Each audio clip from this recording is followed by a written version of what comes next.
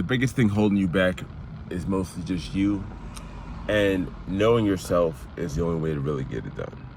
I'm Dom Jackson with Cultivating Media, and this is the 7-Day Scoop Show. I like the show where I document my career and decisions that I'm making, your adventure trying to pursue, so I use my story and what I'm learning to help motivate and teach you. Big week, y'all. Finally broke in a new tier. Hit the highest I ever did, $720 in a week, versus the $620 I got about 2 weeks ago. Numbers are adjusted for the sake of it being business, but knowing what things motivate you is really such a big factor. I challenged the top salesperson again this week, and I've done better than I ever did. It's the highest I've ever gotten, but I still ended up losing, which is kind of crazy.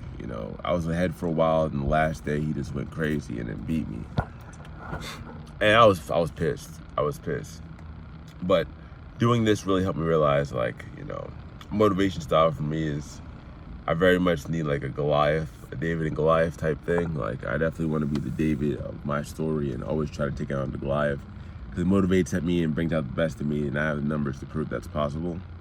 The more you spend learning you'll be able to figure out what you want and what you want to do, and then suggest from there. So now it's like, cool, what things can I challenge? Who can I challenge to get to that next level so I can fight?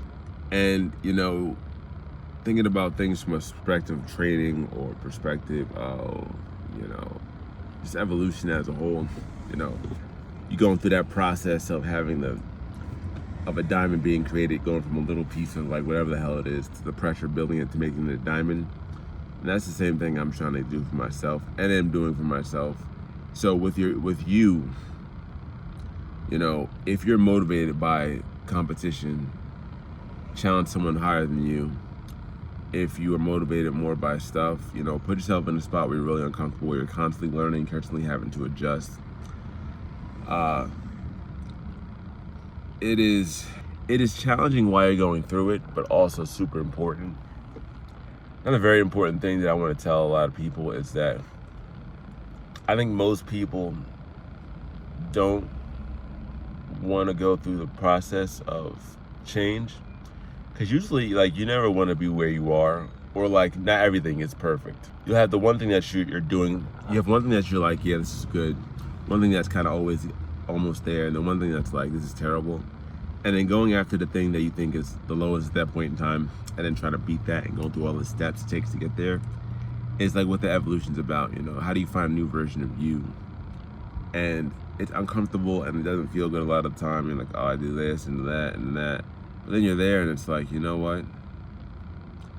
It feels better to be going through this and struggling than to be doing nothing and hating it. It's always hard, it's always going to be a challenge, but one hard is continually suffering at the thing you are complaining about and hate.